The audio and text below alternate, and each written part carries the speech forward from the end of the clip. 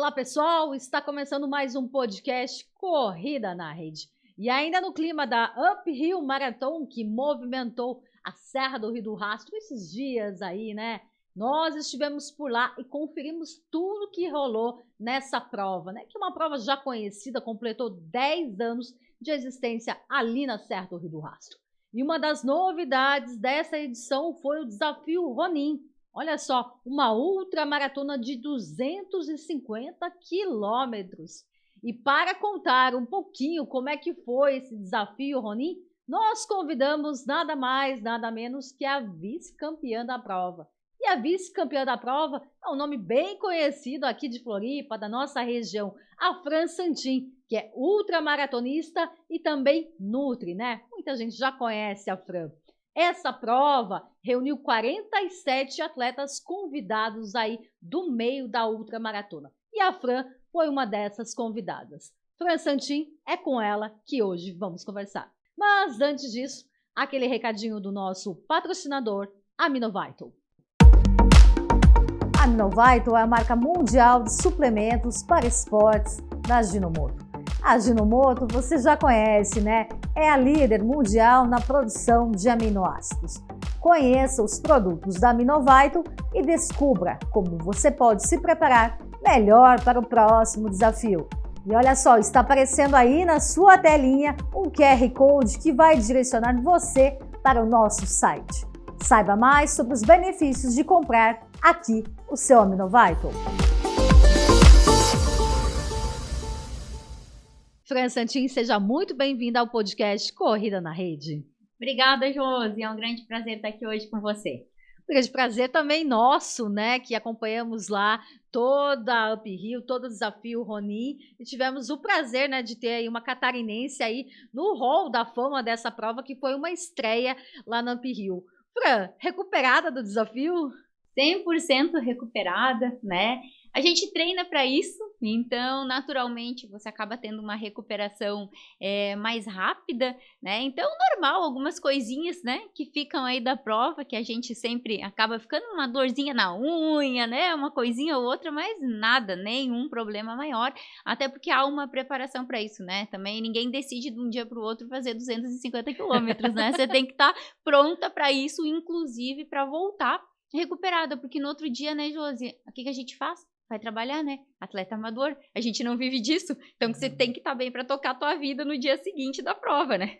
Com certeza. E Fran, aliás, pessoal, né? Eram 47 atletas, teve algumas quebras, né? Eu achei, até brinquei, né? Que parecia o No Limite, né? Que vinha um X lá na carinha do atleta. Mas assim, conta pro pessoal se tu esperava chegar entre aí os 3 melhores da prova, inclusive, né? Tua colocação foi excelente até a nível geral, né? Foi melhor até que o masculino. Nossa, você ficou em nono, né? Nono geral. No geral e segunda entre as mulheres. Você esperava essa colocação? A gente treina, né? E treina com um objetivo. E quando eu iniciei esse ciclo, quando eu sentei com o treinador e a gente definiu que então eu faria a prova ali após o convite, né? Eu treinei com o propósito de estar entre as 3 primeiras, né? Então eu já fui com isso na cabeça, a gente treinou com esse propósito. É óbvio que durante uma ultramaratona muita coisa pode acontecer e isso poderia não ter ocorrido, mas eu fui com esse propósito, já estava muito claro para mim que o meu objetivo era ir para o pódio. Qual a classificação, primeira, segunda ou terceira? Isso a gente iria descobrir ao longo da prova, até porque, né, eu não conhecia todo mundo que estava lá na prova. Então, você não conhece o nível técnico de todo mundo e não tem como prever. Mas que eu tinha como propósito estar entre as 3, sim, esse era um dos meus objetivos. Que maravilha. Até vou pegar aqui a minha colinha, né, depois, se tiver algum erro, tu me corrige, que é legal a gente contar como é que foram os dias da prova. Eu vou te falar, eu maratonei ali no Instagram da prova, né, que eles fizeram uma cobertura bem legal também. Vou mandar um abraço pro Márcio, né, depois tu pode falar também do trabalho dele, que foi o que cuidou de vocês ali, foi o responsável pelos convites, né, foi a cara do Ronin nessa prova, né. Então, Márcio, um abraço e parabéns, né, por toda essa organização aí do Desafio Ronin. Na quinta-feira, vocês saíram de Bom Jardim até Urubici, né? 73 quilômetros. 73. Na sexta-feira, 62, de Urubici até Grão-Pará. Isso. com a Serra do Corvo Branco. Corvo Branco. Que, aliás, né, que paisagem maravilhosa, né? Serra do Corvo Branco é incrível também. No sábado foi Grão-Pará até Treviso. Até Treviso. 72. 72. E no domingo foi de Treviso a Bom Jardim, lá no Alto do Mirante. No domingo era maratona. Uhum. Então foram 3 ultras. E mais uma maratona. Isso. Eu acho que a pergunta que não quer calar, né? Para você já é acostumada com esses desafios, já é uma ultramaratonista, inclusive da seleção brasileira, né? Qual foi os principais, né? Acho que não só tem desafios nesse rol do Roninho? Eu já tinha muito claro para mim qual seria, né, o principal desafio, que não tenho dúvidas, era a recuperação. Era recuperar de um dia para o outro, recuperar de um dia para o outro, recuperar de um dia para o outro. Porque não adianta, né? A gente tinha 3 ultramaratonas e uma maratona para fazer. Não adianta você fazer muito bem o primeiro dia e não recuperar para o segundo, porque você teria ainda mais 2 dias depois na frente, né? Então esse foi um dos desafios que foi superado. Eu consegui porque me organizei para isso, né? Então, levei equipamento para fazer recuperação, que é o Game Ready, que é aquele equipamento de compressão a gelo, né? Aluguei esse equipamento, levei pistola e toda a alimentação e suplementação muito bem organizada. Então, quantas gramas de carboidrato eu preciso, né? E de proteína, que a gente segue os consensos, né, na nutrição, para eu fazer uma melhor recuperação. O que eu posso usar de suplementação para me ajudar nessa recuperação?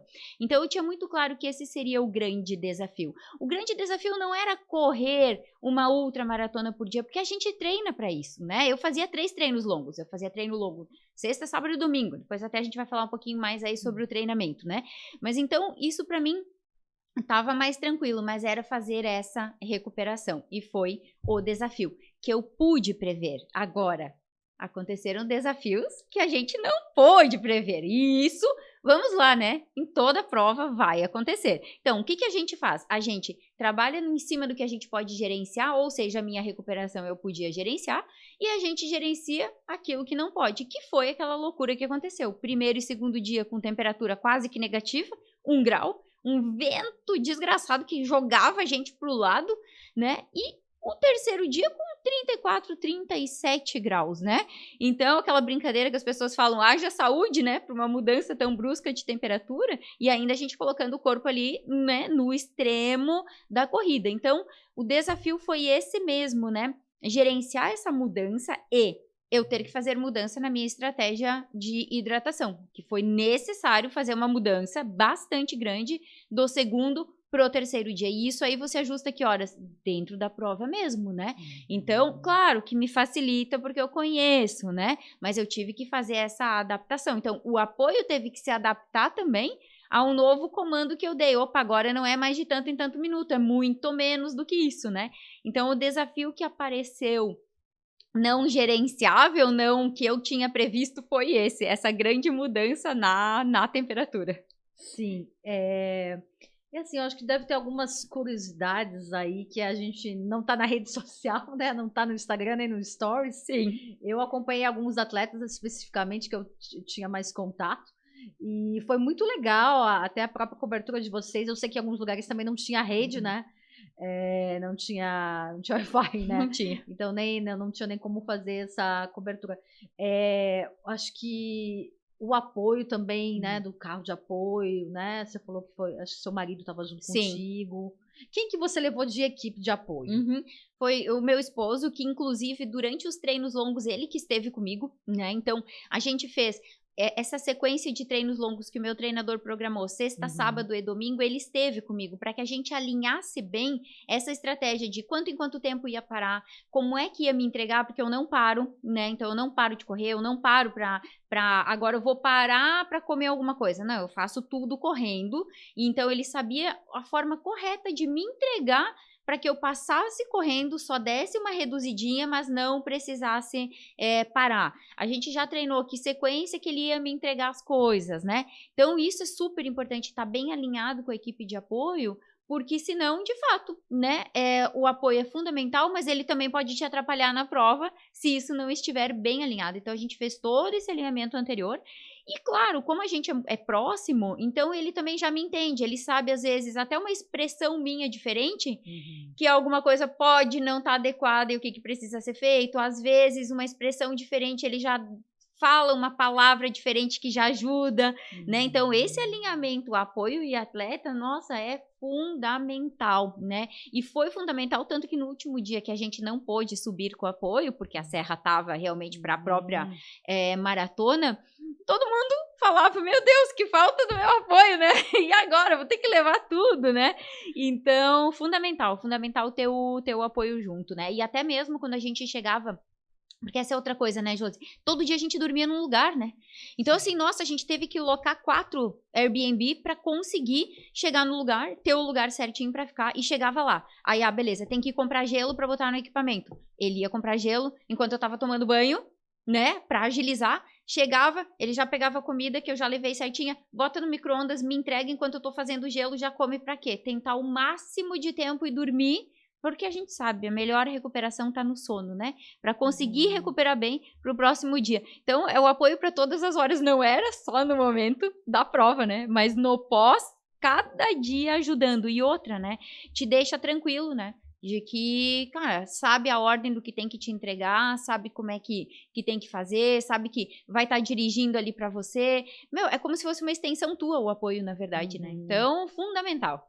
Que bacana esse relato. Inclusive, ele tá aqui, né? Tá aqui ouvindo tudo. Tá aqui nos assistindo.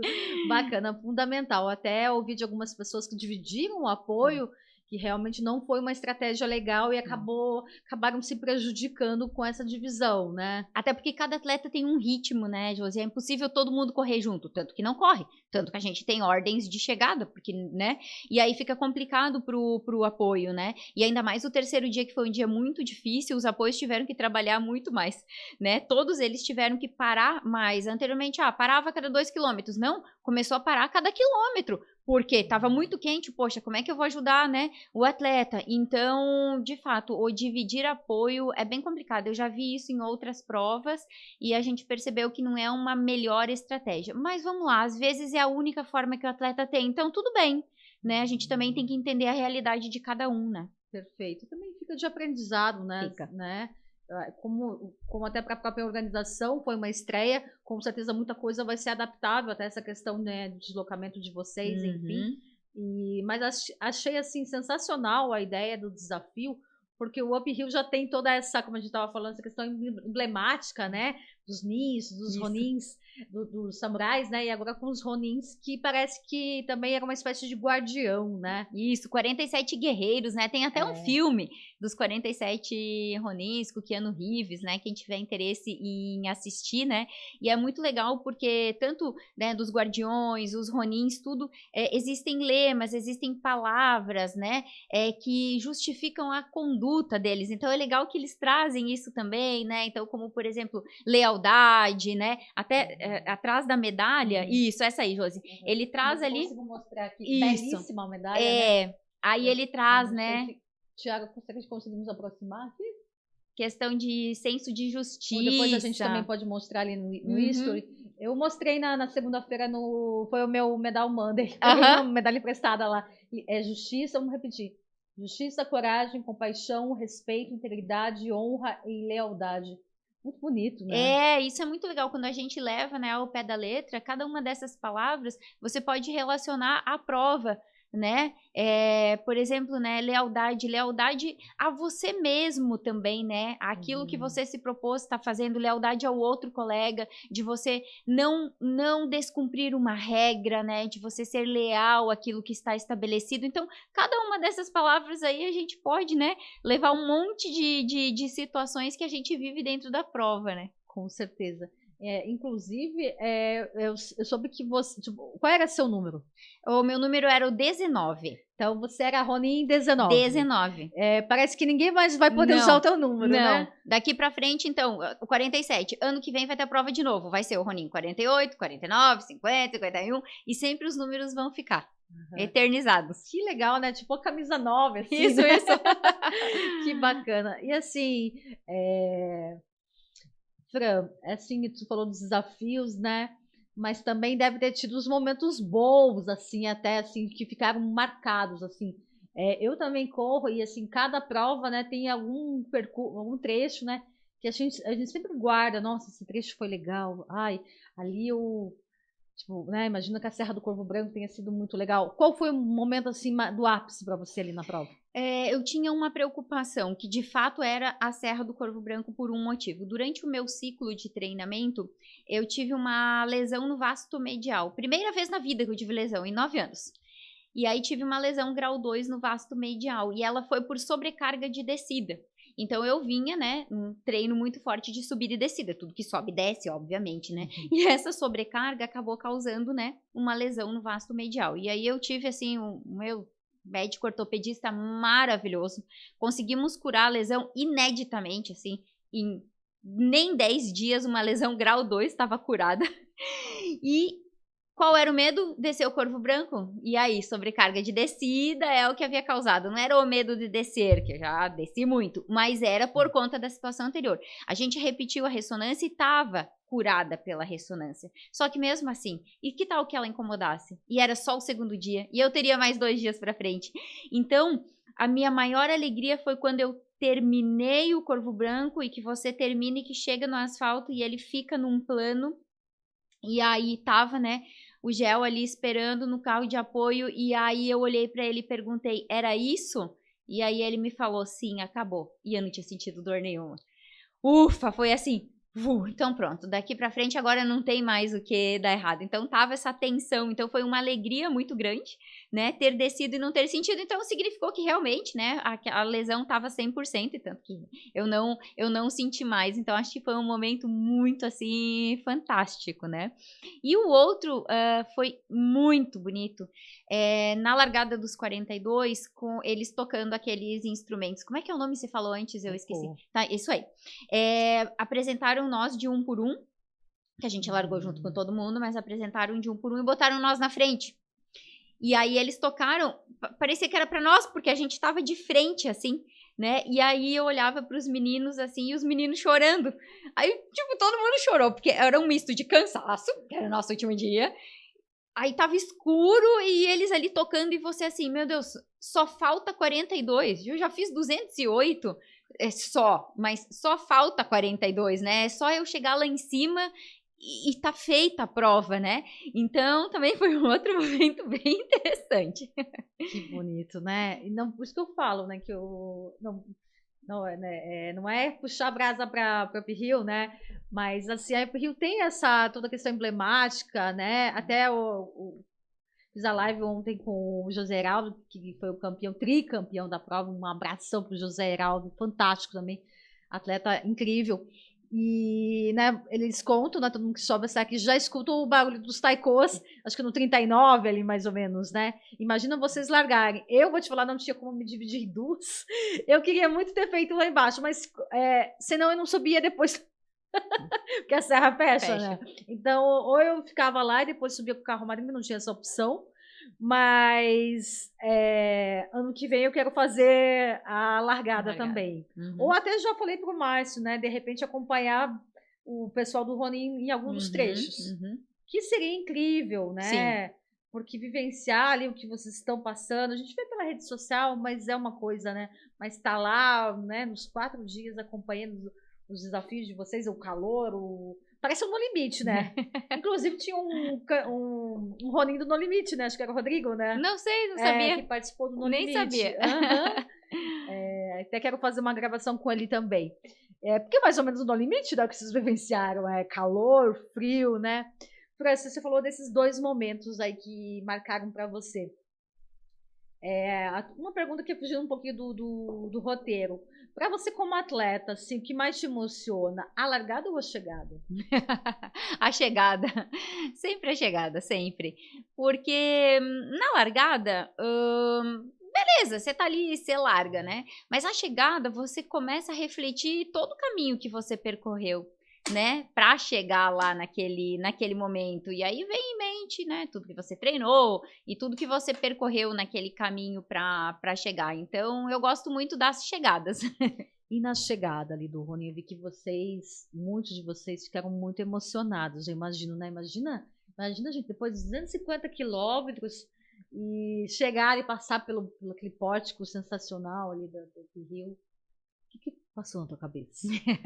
Sim, é aquele momento em que você tem, assim, é como se você estivesse concretizando aquilo tudo que há tantos meses atrás você iniciou. Porque cruzar a linha de chegada é apenas um detalhe comparado a tudo que você fez anteriormente. Você só cruza a linha de chegada por tudo que você fez, né? Então, ali é só concretizar. No caso, eu fiquei 3 meses específico pro Ronin, né? Claro que assim, tudo que você tem de treinamento você leva junto, mas foram 3 meses de treinamento específico, de planilha específica para o Ronin. Tanto na parte de treinamento de força, quanto em treinamento de corrida e treinamento mental, que eu faço trabalho com a psicóloga do esporte, né? Então, a gente fez todo esse trabalho durante 3 meses específico. E aí, você cruzar a linha de chegada é consolidar aquilo tudo que você fez durante aqueles 3 meses, né? Até porque você não cruza a linha de chegada se você não fizer tudo isso anteriormente, né? Então é isso, é consolidação de um trabalho elaborado, feito, pensado, né? Com inúmeros profissionais envolvidos para você cruzar aquela linha. Demais, né? E aproveitando o teu gancho, nós estávamos falando de preparação, agora vamos perguntar, que eu acho que a maioria daqui da nossa audiência é atleta, Sim. né? Ou corre, enfim, né? Tá iniciando a corrida. Como que foi a tua preparação pro Ronin? Nossa, você falou em 3 meses. 3 meses. É bastante coisa, hein? É bastante, né? Porque assim, os meus treinos, então, 7 dias na semana, né? Não existia folga. 5 treinos de corrida, 2 treinos de musculação, né? Musculação com um pouco de funcional, a gente não trabalha só musculação, né? Mas o treinamento mental, que esse é super importante. Toda aí a preparo em termos de alimentação e de suplementação, de testes, né? Porque eu acabei introduzindo outros produtos, então você precisa testar isso muito bem, entender se o organismo vai aceitar, né? E aí, então, tudo isso, né, fez parte. Então, treinos de corrida sempre, né?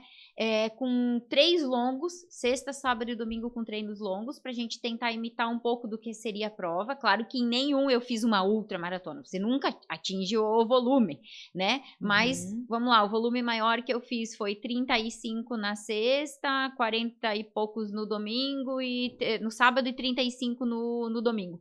Pro corpo ir entendendo, só que fora todo o volume da semana. Então, normalmente 25 na terça, né, mais um tanto na quinta, isso mais pro final, porque anteriormente tem a periodização, né, a gente trabalhou bastante também treinos intervalados, porque o ultramaratonista não pode ser lento, não deve ser lento, não pode, então a gente trabalha muito treino intervalado. A diferença é que um treino intervalado para um maratonista é um treino intervalado, às vezes vai lá de uns 15 quilômetros, eu trabalhava treinos intervalados de 22 quilômetros, 23 quilômetros, né? Mas a gente trabalha também. E assim eles foram, né? Foram acontecendo. Aí no último mês, sim, os treinos ficaram mais contínuos, mais de volume mesmo, pra gente acumular volume, né? E o treinamento de força e o treinamento mental, uma vez por semana, com, né, a psicóloga do esporte, a Ana, que é fantástica, trabalha muito com atletas, inclusive com atletas olímpicos, e ela é daqui, né? Que legal, a gente tem uma super profissional daqui, né? Que trabalha muito, principalmente com skatistas, ela trabalha, pessoal de Olimpíada, inclusive, né? E esse trabalho, e a fisioterapia preventiva, né? Então, com a Fê, minha fisioterapeuta, toda semana, né, para prevenção, para liberação, para estar preparada, né? Porque assim, né, Josi, a gente não é atleta profissional, então não é só treinar. Se fosse só treinar, que beleza, mas você tem que trabalhar, né? A gente trabalha para poder custear isso tudo. Então você não tem um momento de descanso. Então você tem que conseguir treinar, tem que conseguir trabalhar. Então todo dia acorda 4 da manhã, para poder trabalhar nos planos dos atendimentos dos meus pacientes do dia anterior, para poder 7 e pouco da manhã sair para treinar, para voltar, para me organizar, porque depois até 8 da noite atendendo no consultório. E assim vai, né? Então essa é a nossa rotina do dia a dia, né? Mas o meu treinador, o Carlos Venturini, já há 6 anos, desde que eu tô nas ultras, ele tá comigo, né? Assim, fantástico, né? Um profissional, baita de um profissional, muito conhecedor. Obtivemos muito sucesso até então, né? Inclusive, né, até consegui índice para a seleção brasileira. Ano passado fomos disputar o Mundial, né? Então, assim, tudo muito periodizado, muito organizado, a ponto de não te levar num overtraining, mas te levar no limite, porque é necessário, né? E para chegar lá na prova e fazer tudo dar certo, né? Então é um conjunto, a verdade é que não tem segredo, né? Não existe. É treinar, treinar e treinar. Eu sempre falo, e quando estiver cansado, treinar mais um pouco ainda. Olha aí, pessoal, fica a dica. Mas você contando da tua rotina, se assemelha, vou te falar, já entrevistei atletas profissionais, aqui o Jurandir Couto, né, atleta profissional, Sim. o Adilson também, né, hoje vive disso. A tua rotina se espelha quase de um profissional, e você sendo representante da seleção brasileira, você é quase uma profissional, né, Fran? Talvez eu seja uma, né, profissional, mas assim, né, que não ganha com isso, né? Profissional no sentido de investir muito tempo, né? E em cima disso, eu sempre falo, a diferença do profissional e do amador é que o profissional, o treino dele é o trabalho dele. O do amador não é o nosso trabalho. Então a gente trabalha e tem que treinar. O profissional, ele treina só, entre aspas. Porque não é só, mas enfim, né? Então essa é a diferença, mas vamos lá, para o nível de treinamento que eu tenho, dias de semana, volume, eu cheguei a 170 quilômetros na semana para essa prova, de fato, realmente não é de amador. De fato, isso eu tenho que concordar que não é. Até a gente entrevistou o Valmir Carvalho, né? Que é a nossa lenda aí do Sim. atletismo aí de Santa Catarina. Um abraço pro Valmir também. Ele falou que no tempo dele, ele fazia 2 turnos de treino. Sim. Treinava de manhã e treinava no final do dia. Sim, né? Já fiz isso também, dependendo da prova, né? Então, quando eu tava treinando pra buscar índice pra seleção, nos sábados eram assim. Eu fazia um treino de manhã, uma média de 25 quilômetros, e aí à noite, de tardinha, até porque a minha prova ia ser à noite, eu fazia mais, 40 e pouco, 50, dependendo o volume. Então, assim, a distribuição de volume na semana, ela pode ser de diversas formas. Se você tem condições de fazer 2 treinos no dia, isso é ótimo. Mas se não tem, acaba que o treinador divide mais os longos. Tem condições? Bota. E aí, cada prova também demanda estratégia diferente, né? Então, para essa prova, eu treinei muita subida. Né? Já para da seleção, não, era tudo plano, então muito pista da UFSC, muito Jurerê Internacional, agora não, muito Lagoa, muito Morro da Lagoa, muito Morro da Cruz, Águas Mornas, São Bonifácio, para pegar mais subida. Então, cada prova demanda locais específicos, né? O treinamento específico, a periodização específica, a própria alimentação muda conforme o tipo de prova, né? Então, tudo a gente tem que ir fazendo direcionado. Claro. E desses 4 dias, né, vamos falar aí de percurso aí, né? Falei antes dos percursos. Qual foi o pior, o mais desafiante? Tirando a questão do clima, né, da temperatura. Assim, o primeiro dia ele foi com 1.400 de altimetria positiva. Eu gosto muito, desempenho muito bem nas subidas. O segundo dia foi 1.800 negativo.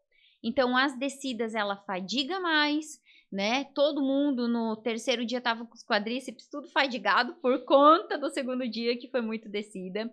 O terceiro dia foi só 1.000 de altimetria. Então, pra gente é super tranquilo fazer 1.000 de altimetria.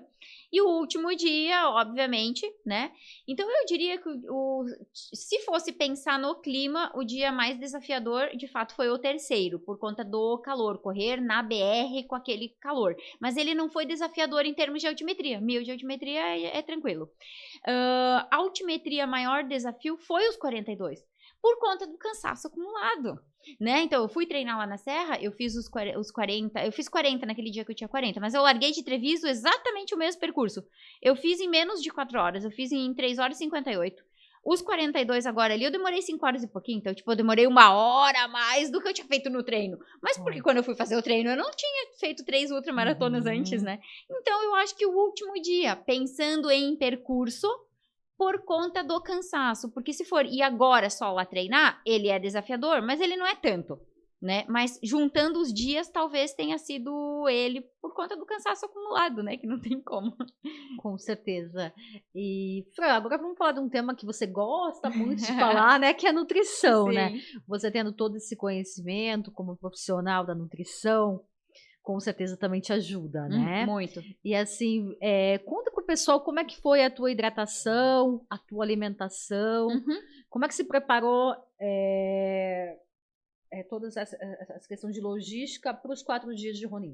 Perfeito. Então, assim, tudo que eu trabalho, que eu vou trabalhar com os meus pacientes, o que eu trabalho comigo, é baseado em ciência, em evidência. Então, a gente segue inúmeros consensos, Comitê Olímpico Internacional, American College, onde a gente sabe, né, conforme o tipo de atividade que você vai fazer, intensidade e duração, qual é a gramagem que eu preciso de carboidrato, qual é, né, a quantidade de líquido, de hidratação e de eletrólitos que eu vou precisar, sódio, potássio, magnésio, né?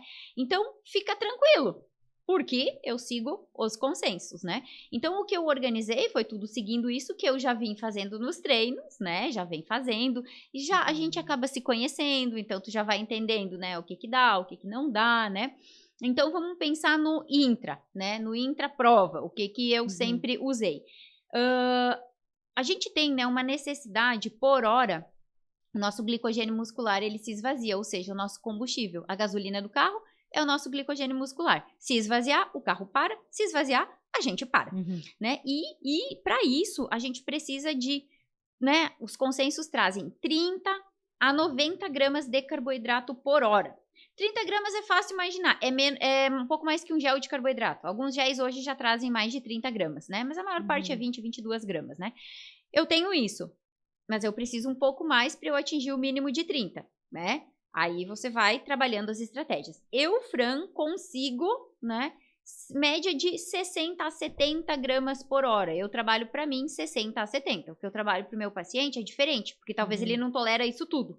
Só que eu não tolerava um tempo atrás. Eu fui treinando, eu fui aumentando. Quanto mais carboidrato, maior o desempenho. Então, eu fui aumentando, hoje eu tolero isso. E aí, como é que eu faço essa distribuição entre carboidrato líquido e sólido, vou chamar? Então, por hora, eu uso 2 géis de carboidrato mais 30 gramas de carboidrato da bebida carboidratada. Então, eu distribuo para que realmente eu não vá tudo de gel, porque chega uma hora que tu não aguenta mais. Ou outra coisa, dá para trabalhar inúmeras coisas. Eu, por exemplo, comi lá um salgadinho de tapioca, lá num dado momento, que tem uma boa gramagem de carbo que dá certo. Eu levei uns bolinhos que dá certo, mas no final das contas, eu não quis. Eu acabei indo mais com o gel mesmo e a bebida carboidratada, né?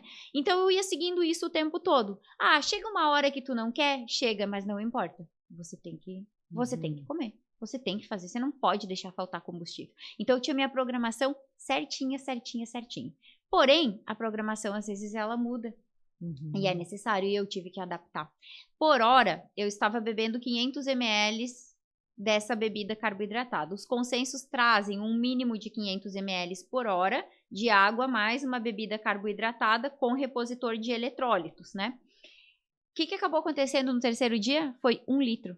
Eu dobrei aquilo que eu tava. Então, a cada 15 minutos eu tava tomando 250 ml, dividido em 250 ml.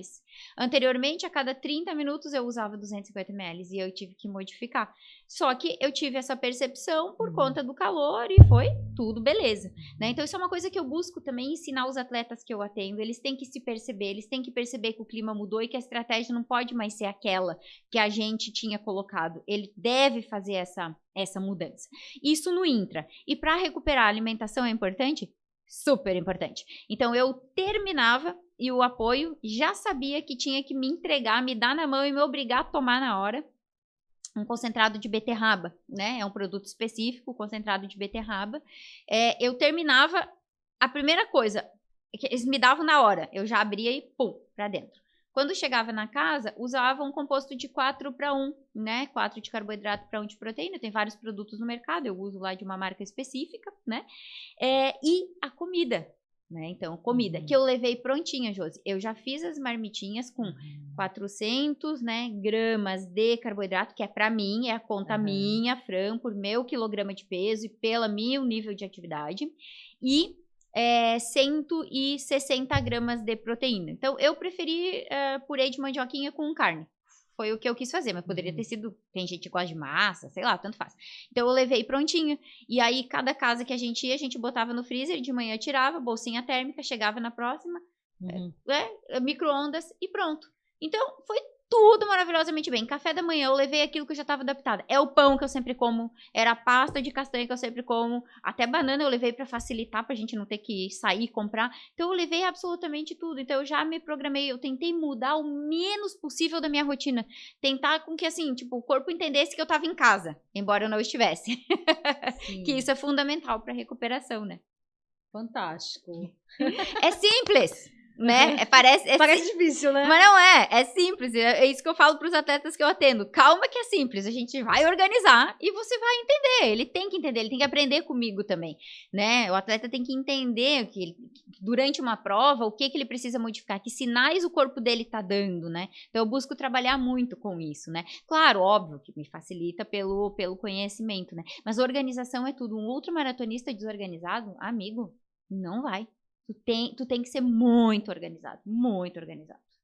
Até porque, me corrija se eu estiver errada, eu nunca fiz uma ultra, mas a maioria das ultras, o atleta tem que levar a sua hidratação, correto? Correto, assim, a maior parte delas são Survivor, né? Essa prova teve carro de apoio, né? Até a organização nos explicou que a ideia era ser Survivor no primeiro momento, mas a Polícia Federal não aceitou, até porque a gente correu em rodovias, né? E então, mas a maior parte é Survivor, né? Eu já fiz prova de 20 horas de duração Survivor. Então, tu aprende a ter que levar as tuas coisas, né? E assim, não dá nunca para você ficar confiando no que a organização vai colocar, até porque a organização coloca aquilo que não é aquilo que você tá adaptado. Ah, sei lá, colocou lá a paçoca, tô chutando. Cara, eu não como paçoca durante o treino. Eu vou comer durante a prova? Você é louco? Você nunca come nada que você não tenha comido. Então, e como é que você vai saber que a organização não vai botar aquilo que é teu? O que é teu, a tua nutrição é tua nutrição. No máximo, tu vai aproveitar a água, que sim, numa prova Survivor você tem que reabastecer, não vai dar pra você seguir o tempo todo, ou tu vai levar 10 litros d'água nas costas, não tem como, né? Mas é isso, aproveitar esse mínimo e tu tem que ter as tuas coisas, tem que estar sempre muito bem organizado. E traduzindo para quem não conhece, o que é Survivor? Sim. Essa palavra. É a prova que você não tem carro de apoio. Você larga com tudo que você precisa. Aí a gente larga com o colete, né? Ali de hidratação, mochila, alguns chamam. Com todo o suplemento ali, tu larga mais pesado, né? Então, também é uma prova que tu acaba fazendo com uma velocidade menor. Que nem nós ali, com carro de apoio, nossa, tu não precisava levar nada. No máximo, o litrinho que eu botava no bolso, que eu ia dando as bebiscadinhas aqui. Nem o gel eu mantinha no bolso, porque eu sabia que o carro de apoio ia me entregar lá na frente. Pra que eu ia deixar ali, né? Então, e na Survivor, tu tem que levar tudo. Tu não tem carro de apoio. Legal. Interessante. E até uma curiosidade que também não me informei. O carro de apoio tinha alguma regra? Tinha. A cada 2 quilômetros, a cada 4? Só podia parar nos recuos. Então, inclusive, a organização deixou isso tudo muito bem esclarecido. Nos deram o mapa de cada dia, já com o alfinete onde os carros podiam parar, que eram justamente os recuos. E tinha inúmeros. Agora, quantos recuos? Daí era a organização do atleta. Poderia cada recuo. Mas, né, às vezes alguns atletas queriam. No meu caso, não, né? O apoio foi parando mais ou menos a cada 2 quilômetros onde havia recuo. No terceiro dia reduziu para 1 por conta do calor, né? Mas estava tudo muito bem, as regras assim colocadas. O carro não podia ficar atrás da gente, nunca, nem do lado. Imagina, você vai atrapalhar uma rodovia? Nem do lado, sempre lá na frente. Nunca podia entregar nada de dentro do carro, sempre tinha que descer, entregar para o atleta fora do carro. O atleta nunca podia correr no lado, né, lá oposto da pista, sempre era no sentido dos veículos, né? Então estava tudo bem definidinho, assim, as regras estavam muito claras, apesar de estar no regulamento, teve uma live com os organizadores, onde eles explicaram tudo, então legal. Tudo bem de boa, assim. Bem claro, bem organizado. Transparente, né? Bem transparente. Transparência é bem importante numa prova. E até o Márcio comentou comigo que um ponto que eu achei bem legal sobre a questão da integridade física de vocês, né? Que teve a UTI móvel, parece que teve duas motos, né? E eles passavam o tempo todo e perguntando pra gente se tava tudo bem. Então, várias vezes, assim, passavam, tá tudo bem, eles seguiam bala, né? Então, excelente. Teve uma colega que ela tropeçou, Bateu, enfim, a ambulância já estava ali do lado, ela sentou, olharam, não era nada, pum, liberou e vai, né? Mas tu ter a segurança de que se você precisa, tem alguém por perto, né? A gente nunca deseja precisar, mas e se precisar ter por perto, isso faz toda a diferença, né? Inclusive, até ele me comentou que a maioria das provas não tem, né? De ultra. Não, as ultras, né, fiz inúmeras aí, nenhuma tem, aliás, assim, não. Foi a primeira realmente que a gente teve o socorro médico o tempo todo por perto, todos os dias, Né? Isso é um ponto bem positivo aí por parte da organização e é muito legal, né? Porque uma prova dessa pode acontecer, né? Um tropeço, uma lesão, até questão de passar mal, né? Muito. Né? Então, muito legal esse apoio aí, né? A importância da integridade física do atleta, né? Que espero que se repitam nas outras edições também. E outra, né, Josi, a gente correu na rodovia, então, assim, uma coisa que eu fiquei muito feliz ao final, nenhum acidente, né, nenhum atleta, assim, ninguém tomou um susto de, ai, nossa, quase fui atropelado, não aconteceu, nenhum carro quebrou, que pode, um carro dá problema, Claro. Assim, de daqui um pouco não conseguir mais acompanhar o atleta ter que parar ou ter que arrumar uma outra alternativa, nada disso, né, então eu falava isso antes da prova, tomara que nada aconteça, porque a primeira edição e essa prova precisa se consolidar, então tem que dar tudo muito certo, né, para essa prova se consolidar, e isso ainda bem aconteceu, e quem teve problema que parou, não foi nenhuma situação grave, torceu o tornozelo, ou teve uma desidratação, mas nada grave, assim, de um acidente, de se machucar, né, ainda bem que não, que isso, nossa, acho que é a principal coisa que a gente espera para nós e para o outro que tá ali correndo também, né? Inclusive os carros eram adesivados, né? Sim. E até tirei uma foto lá, que ninjas correndo, uma coisa assim. Tinha vários, no meu tava escrito, quando passar o buzine, atleta correndo 250 quilômetros. Bacana. Aí toda hora passava alguém, passava do carro e via a gente correndo e pipi, buzinava.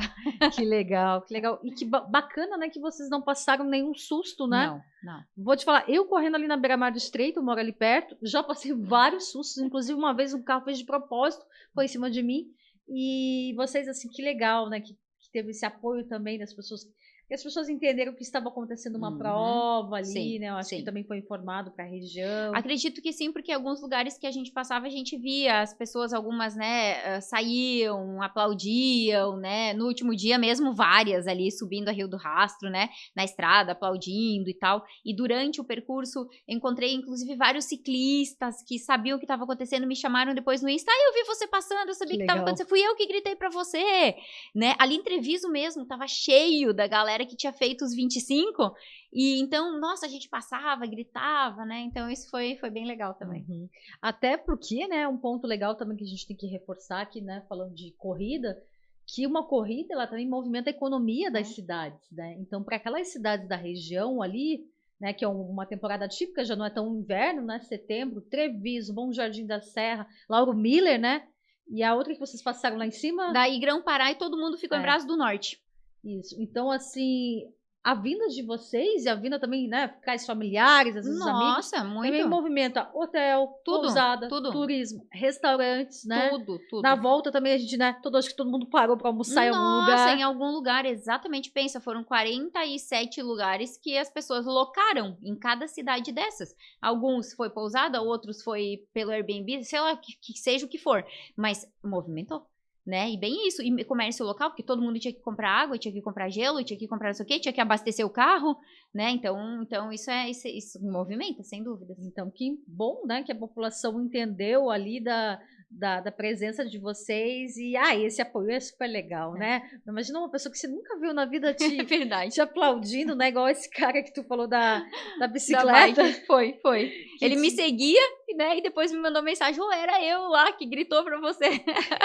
Que bacana. O Fran, e assim, voltando a falar da nutrição, claro que como profissional você entende da importância. O que você tem a dizer assim para os atletas, para os corredores, além dos ultras, né? sobre a importância do papel do nutricionista para um atleta. Sim. Seja ele amador ou profissional. Exatamente, é indiferente, porque como a gente falou, né, o amador cada vez mais vem treinando no nível de profissional, ele vem querendo melhorar, né, e quando a gente, né, começa a inserir a atividade física e ela começa a ficar mais séria, né, é igual o que eu sempre brinco daquela frase do filme do Homem-Aranha, com grandes poderes vem grandes responsabilidades, é a mesma coisa, no momento em que eu começo a aumentar as minhas distâncias, vem grandes responsabilidades juntas, né? Então, aquele cara que não tem um treinador, uma assessoria, é fundamental que ele passe a ter. Aquele que não tem um acompanhamento nutricional, é fundamental que ele passe a ter, porque a gente começa a se exercitar, e eu vejo muito isso em consultório, pessoas que começaram a correr e repentinamente perderam muito peso. E pessoas que não foram com esse propósito, não é que elas estavam acima do peso, mas elas perderam, porque a corrida é a atividade mais aeróbica que tem. E aí perdeu muita massa magra e está desnutrido, né? Então eu pego muitos casos de atleta assim, muitas mulheres, inclusive, que é um problema para nós mulheres, um percentual de gordura muito baixo, a gente acaba tendo uma série de repercussões para a nossa saúde, né? Então, ajustar essa alimentação. Aquele atleta que está buscando um desempenho, né, ele precisa ajustar a alimentação, porque ele precisa compreender qual é a quantidade de carboidrato por hora para ele, qual é a quantidade de eletrólitos por hora para ele, o que a gente vai fazer para ele recuperar, porque é treino em cima de treino, é paulada em cima de paulada, não dá para não recuperar de um treino e ir para o próximo, né, porque as repercussões no nosso organismo, principalmente de uma ultramaratona, são muitas, a gente até vai falar sobre isso, né, dos estudos que eu venho fazendo. Então, esse trabalho de nutrição se torna super importante, né? Seja eu ou seja qual a nutricionista que ele for procurar, mas procure, não deixe de procurar, porque inclusive para aprender, como eu falei, num dia como aquele, né? O atleta que aprende com a sua nutricionista, ele consegue mudar a estratégia dele, não precisa o nutricionista estar do lado, ele vai entender que ele precisa mudar a estratégia porque é um dia mais quente, quanto mais de água, de suplemento que ele vai ter que acrescentar, né? Então, é fundamental porque vamos lá também, como não somos atletas profissionais, né? O atleta profissional, vamos lá, um jogador de futebol com 40 anos se aposenta, né? Mas olha a carreira e olha a quantidade de recurso que ele conseguiu juntar ao longo desse tempo. Nós somos atletas amadores, a gente não ganha com isso. Se eu prejudicar minha saúde por conta da corrida, quem é que vai trabalhar? A gente precisa trabalhar. Então, eu tenho que estar com a saúde em dia para eu poder trabalhar também, né? Então, é fundamental que a gente cuide. Então, não é só correr. É correr, mas correr com saúde. É como eu te falei, é terminar uma prova de 250 quilômetros e na segunda-feira eu estar lá dentro do consultório trabalhando como, vou botar entre aspas, nada tivesse acontecido, né? Só que se eu não tenho a nutrição alinhada, como é que eu vou estar na segunda-feira, na terça, na quarta, na quinta, né? Então são todos aspectos que a gente tem que cuidar. Por isso que a nutrição é fundamental, indiferente do... Eu diria assim, ela é mais fundamental para o amador do que para o profissional. O profissional, no geral, já sabe o que fazer. Sim. Ele já sabe, ele já vem há anos fazendo aquilo ali, né? O amador é que ainda não sabe o que ele precisa fazer, né? Então, nutrição, né, é fundamental. Inclusive, tinha me pedido para trazer uma Nutri, e aí casou os dois, né? A Nutri, que foi vice-campeã do Desafio Ronin, do Up Hill. Gente, tá aí, vocês pediram a Nutri, tá aqui a Fran. Pronto. Não, já tinham falado do seu nome, uma vez eu fiz uma pesquisa ali, já tinham falado do seu nome. E aí casou, que teve um momento adequado, né? Tudo no tempo de Deus, como diz o José Geraldo para mim. E foi bem oportuno, né? Mas é um tema que também quero abordar outras vezes, né? Sim. A gente pode entrar no específico daí. Até outro tema bacana que tu falou é psicologia esportiva. Nossa, também, que demais. Já me pediram. Aceito recomendações. Ah, então já vou te recomendar a Ana, ela é ótima. Tu falou que ela mora aqui, né? Aqui, perfeito. Tranquilo. Perfeito. Fran, vamos falar do estudo, né? Que eu achei bem interessante. Eu também adoro ciência, né? Jornalista gosta de conteúdo, né? Sobre a questão, você acho que está fazendo esse estudo, né? Sim. Sobre a questão do dano muscular induzido pelo exercício. Traduzindo, vamos lá. Já é todo esse efeito fisiológico que uma ultramaratona, um exercício físico prolongado promove, sempre me intrigou bastante, né?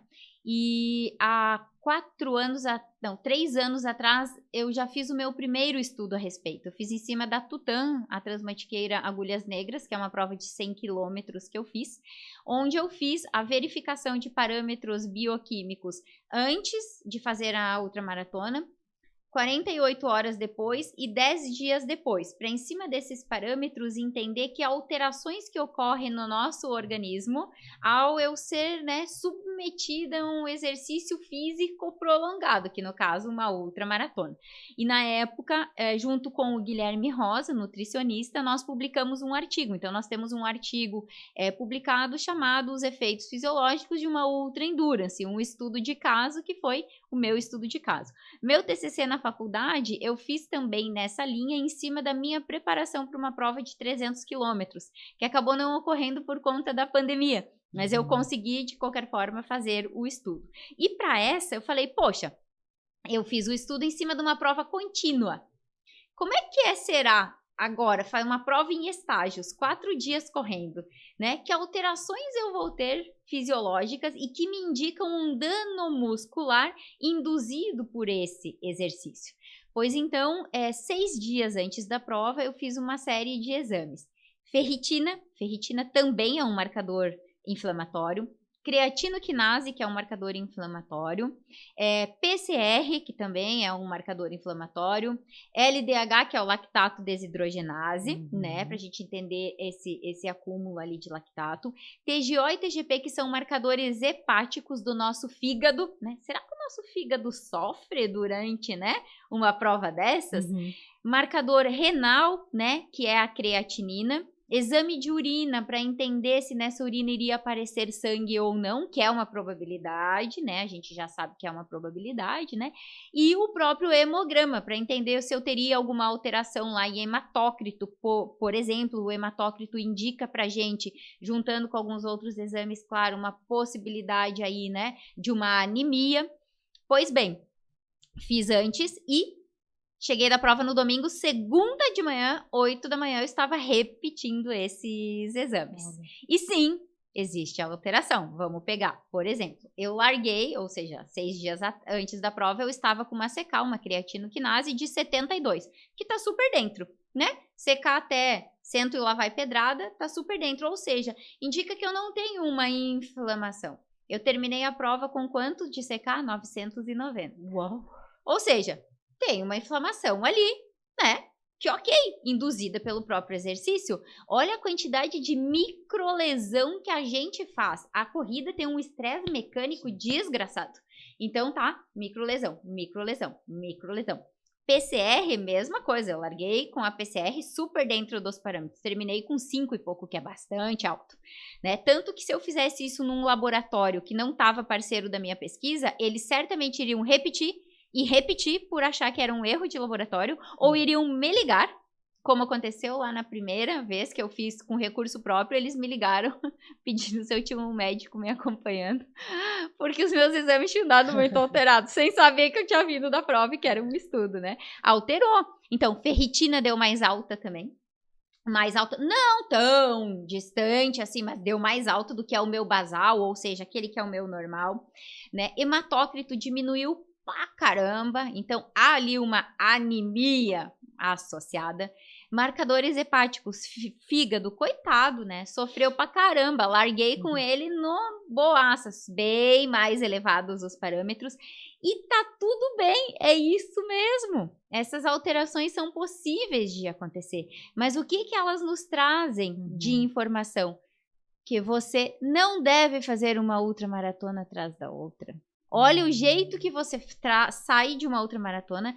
Por mais que eu esteja bem, com energia, não tenha dor nenhuma, dentro de mim tem um monte de processo acontecendo. Então, eu tenho uma anemia ali, que está ali associada, o fígado sofreu durante todo esse tempo, né? A parte renal até que não deu alteração, mas no primeiro estudo deu alteração, né? Então, não dá pra... Semana que vem eu ir fazer uma ultramaratona, como muitos fazem. Isso não é correto se você quer correr por muito tempo, se você quer manter a tua saúde. E isso tudo serve para eu conversar com os meus pacientes, para eu explicar, inclusive para aqueles que às vezes, depois de uma prova, vão lá e fazem um exame, porque precisou para alguma coisa, e ficam apavorados, acham que vão morrer, porque a CK tá alta. E eu olho e digo, tá certíssimo, fica tranquilo, como já aconteceu algumas vezes. Fica gelo, que tá tudo dentro, né? Então, eu gosto muito disso. Claro que eu vou organizar as informações e vou fazer uma publicação, né, e tudo mais, mas assim, trazendo a grosso modo aqui, porque agora que saiu os resultados ali do exame, trazendo aí em primeira mão, Legal. né? Mas é muito legal isso, é a ciência, né? E Sim. inclusive pra gente ir percebendo o quanto a gente também vai sendo mais treinado, porque quando eu comparo lá a prova de 100, o resultado depois da prova, dos exames, estava muito mais alterado do que agora depois de 250, porque olha nesses 3 anos o quanto que eu melhorei em termos de nível de treinamento, nível de entendimento de melhoria da nutrição para me ajudar nessa recuperação. Então isso é muito legal também. A Fran de 3 anos atrás era uma Fran muito menos treinada que a de agora, que inclusive melhora os seus parâmetros. Sim, eles dão alterados, mas nem um pouco parecidos com a alteração que deu lá naquela vez numa prova menor, né? Então isso é legal também fazer esse cruzamento. Fantástico, né? E que bom, né, ter esse tipo de informação, de Sim. dados para tanto para a gente poder aqui compartilhar, né, com o pessoal e como você falou, de não já se jogar numa próxima prova. Seria o tempo ideal? 3 meses? Então, isso é muito individual. Nesse estudo, eu não vou repetir agora 10 dias depois. No primeiro estudo, eu repeti 10 dias depois. E 10 dias depois, os parâmetros todos tinham voltado ao normal. Então, isso é muito individual. Isso eu só estou falando desses parâmetros. É claro que tem toda uma parte também de musculatura e outras coisas que a gente precisa considerar, né? Mas falando desses parâmetros. Mas, assim, é individual. Mas, cara, não faz um mês depois já, né? Eu já vi que tem gente que saiu dessa, já tá em outra. Não tô criticando, eu tô falando aqui em dados, em ciência, não tô criticando pessoa, mas assim, o que a ciência mostra pra gente, né? Não é saudável fazer isso. Se você vai, você faz, você acha que termina bem, tudo bem, mas saudável isso não é. E novamente, a gente é atleta amador, tem que fazer, mas tem que fazer com saúde, porque senão a gente, né? Certamente nós vamos viver 90 anos mais. Expectativa de vida para nós é mais ou menos isso, a não ser que alguma coisa aconteça no meio do caminho. Como é que eu quero chegar com 90 anos?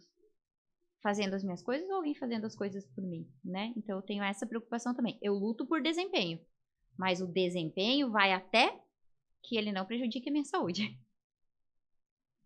Fica a dica aí, pessoal. Dica de profissional, né?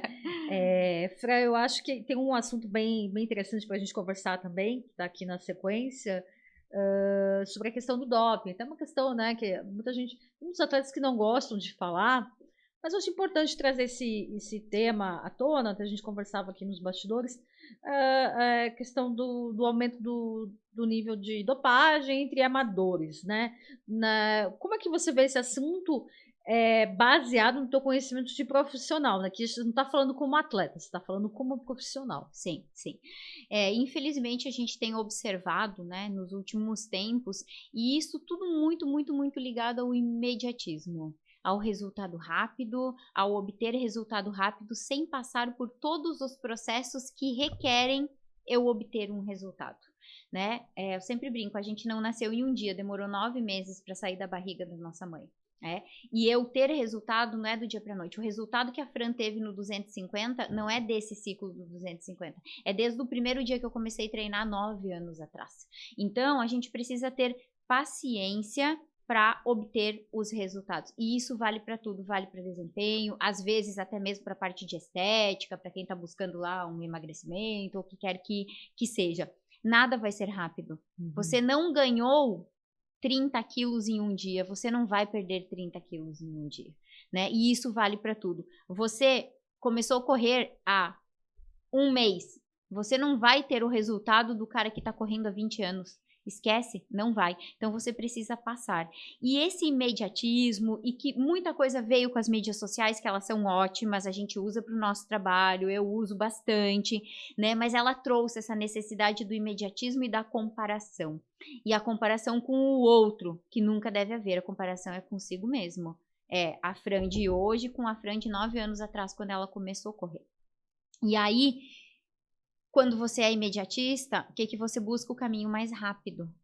o caminho mais rápido, ele te dá resultado, ele dá, mas a consequência que ele traz é gigante. E eu converso muito com o meu cardiologista, né, que me atende, muito sobre isso, né, sobre o que a gente observa hoje dos amadores, muito se utilizando dessas estratégias de, né, de doping para obter resultado rápido, e ele mesmo tem verificado nos exames cardiológicos as inúmeras alterações que isso vem trazendo. Falando de um aspecto da ideia que eu troco com ele, mas tem muitos outros, né, aspectos. E isso vem mascarado de inúmeras formas. E eu não estou falando aqui só de usar lá, né, um esteroide anabolizante ou qualquer outra coisa que a gente vê, mas o uso exacerbado de medicação, de remédio que a gente vê durante a prova. Isso é muito perigoso, não se usa nada. Josi, se existe uma dor, essa dor precisa ser entendida e precisa ser tratada, não mascarada com remédio, né? Os atletas que eu atendo sabem, eu abomino o uso de qualquer medicamento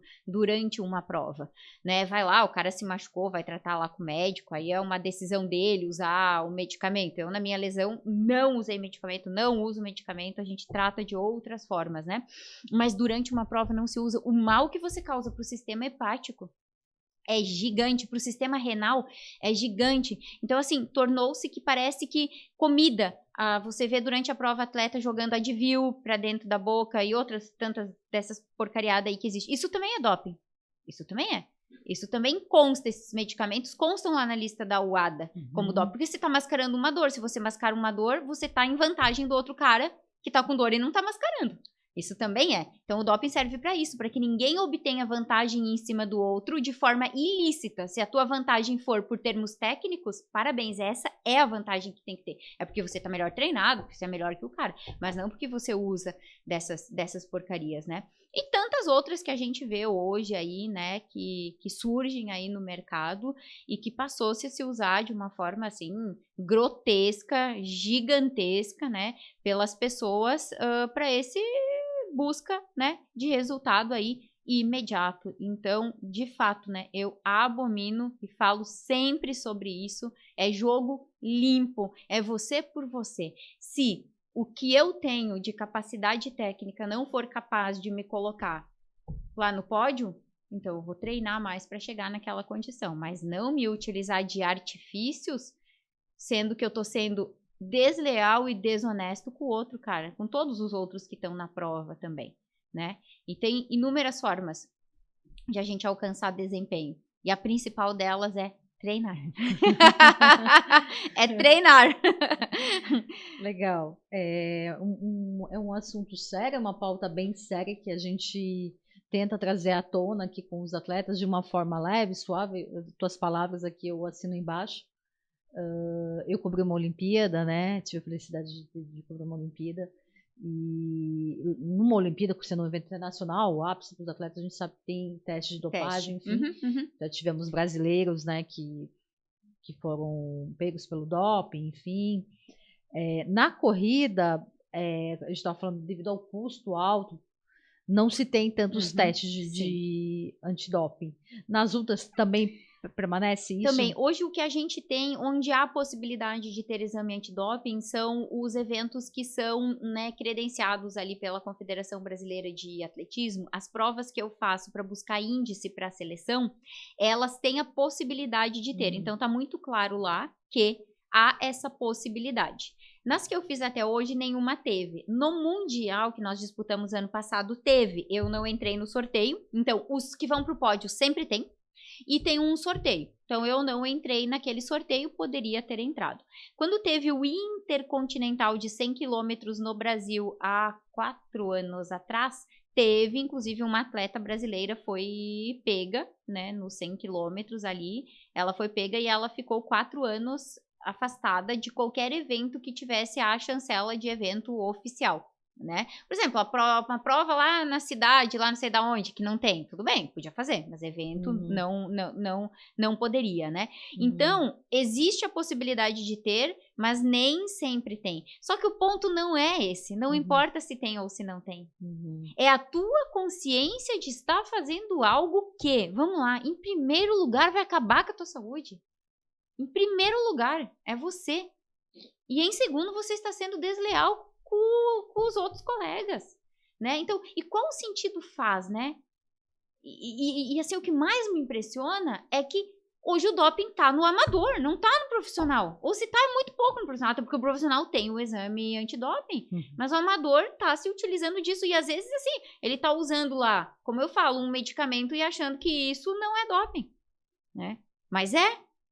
Então, é impressionante o que a gente tem verificado. Eu fico muito triste com isso, porque o esporte, seja ele qual for, e a corrida é a nossa vida, é o que a gente pratica, né? Ela tem que ser muito mais do que isso, muito mais do que querer um resultado imediato, né? Ela tem que ser algo que ela vai ser para nossa vida, sim, buscar desempenho, mas dentro daquilo que eu tenho capacidade para fazer. Sensacional. Nossa, brilhante. Acho que definiu aí em poucas palavras, né, com bastante conhecimento e principalmente, eu acho que responsabilidade, né, essa é a palavra, né?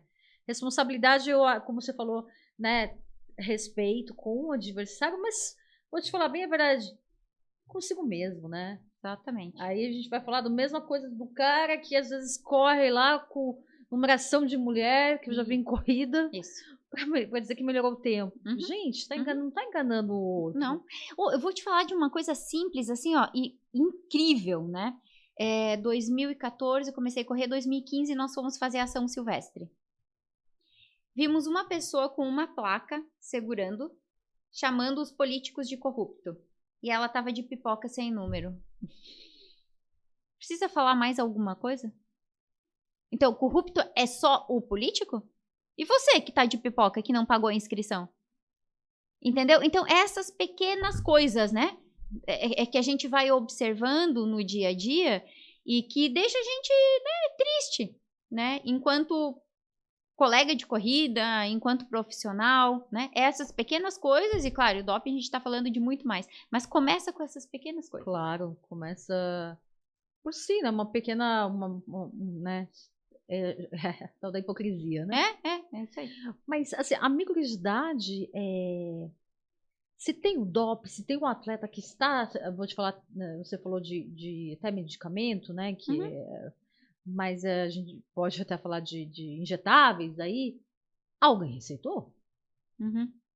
Com certeza. Não, ele não consegue comprar por ele. Bom, se bem que às vezes sim, né? Infelizmente existe também um mercado que não é um mercado formal de compra, né? Então, vamos pensar, suplemento. Suplemento é suplemento, né? A gente sabe, é venda livre, não tem problema nenhum, né? Tá tudo ok, a gente pode usar, o suplemento não é doping, até porque a gente sabe da importância dele, mas eu não vou ter um resultado absurdo por conta da uso de um suplemento, seja ele qual for, né?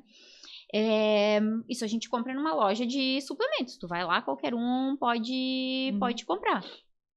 Mas existe também, infelizmente, as salinhas em separado dentro de algumas lojas dessas. E essas salinhas em separado é onde a pessoa consegue comprar. Até nas próprias academias. Então, tá todo mundo errado nesse negócio. É ilegal isso. E a gente também não tem uma fiscalização efetiva para ver isso e banir. Só que é aquela velha história, né? Todos os anos, infelizmente, né? O doping ganha do sistema antidopagem. O doping está sempre à frente do sistema antidopagem. Que novas coisas vão surgindo também, né? Tanto que o próprio sistema antidopagem se atualiza e traz novos componentes, né? Ele vai trazendo constantemente, né? Mas é uma triste realidade, né? Mas eu acho que assim, cada um tem que botar a mão na consciência, pensar sobre si, pensar o que quer para si, né? E a gente precisa, né? Cada vez mais, sim, ter fiscalização, cada vez mais, se a gente conseguisse ter nas provas realmente, né? Sistema antidopagem, mas é caro, a gente sabe disso, ainda não é possível, né? Mas enquanto isso, o que eu queria deixar para os corredores é que pensasse a respeito, né? Colocasse a mão na consciência e ao deitar na cama na noite, pensasse se ele está deitando tranquilo ou ele não está deitando tranquilo. Legal. Eu tô deitando bem tranquilo. Que bom. Com certeza. Que bom, né? Jogando limpo. Total. Comigo e com os outros. Legal, bacana. É importante essa tua palavra aí como um profissional. E a gente está aqui também para dar risada, para se divertir falando de corrida, mas a gente também tem que tocar nos assuntos sérios, Exato. né? E a gente está aqui é um serviço de utilidade pública, né? Eu, como jornalista, quando fiz a minha formação lá, na minha oratória, estava lá, né, no meu diploma, que a minha função também é prestar informação, prestar esclarecimento. Então, às vezes, quando a gente pega num ponto aqui, a gente não quer ser chata, a gente só quer prestar esclarecimento de um assunto que, às vezes, não gosto de falar de doping, né? Então, assim, né? Mas você, como profissional, tem total respaldo. Sim.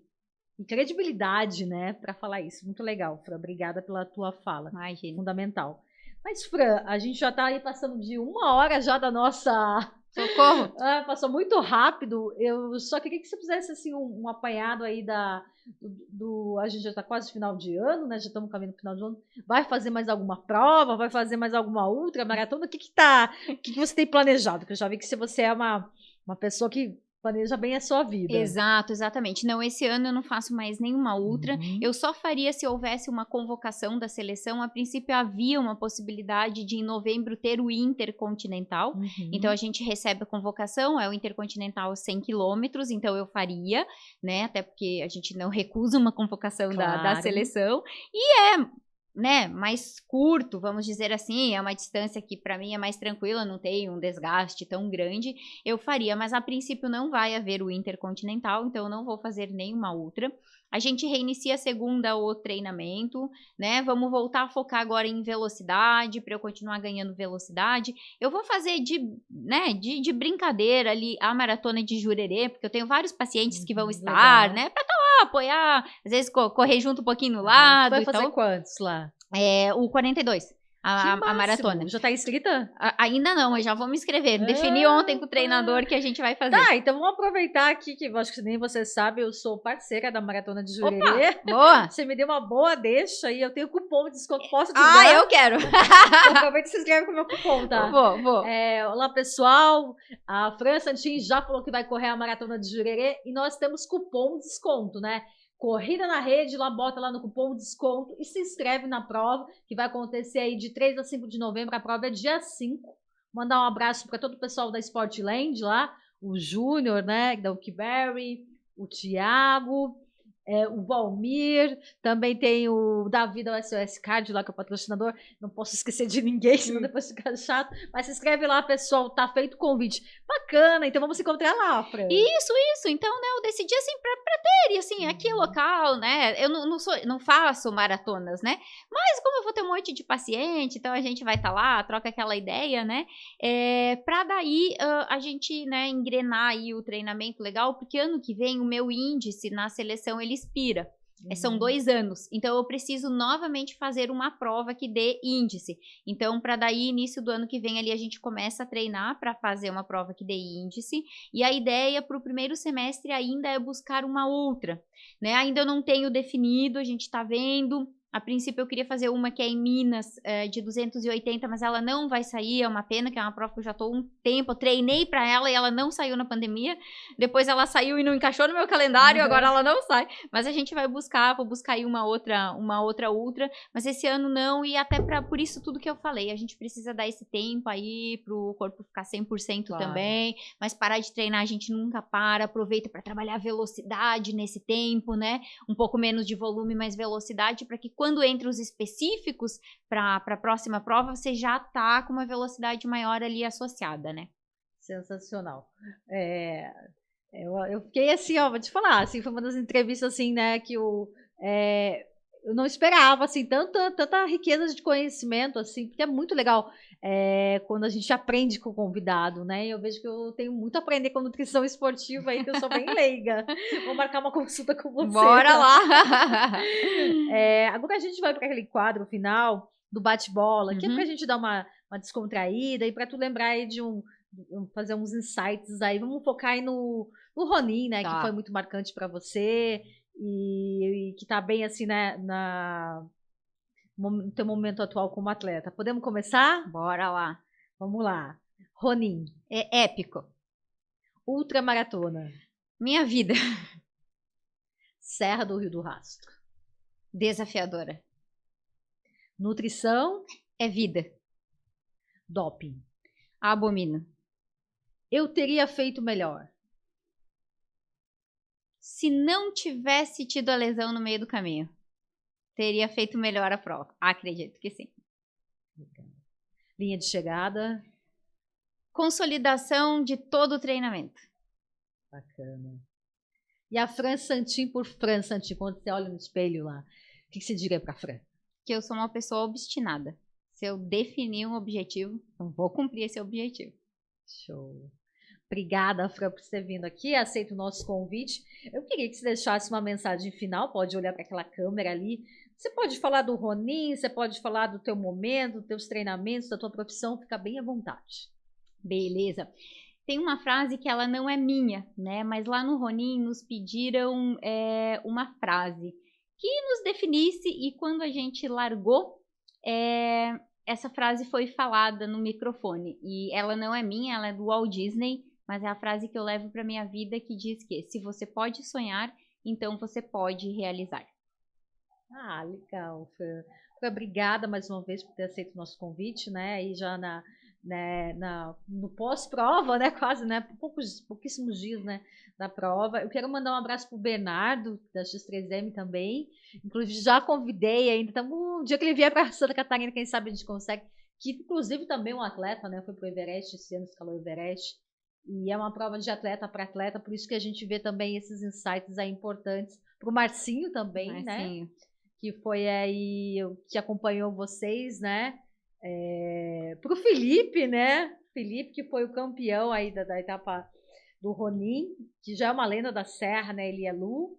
Enfim, eu não posso também mandar muitos abraços aqui, que depois a Josi não mandou um abraço. Pra Lívia, né?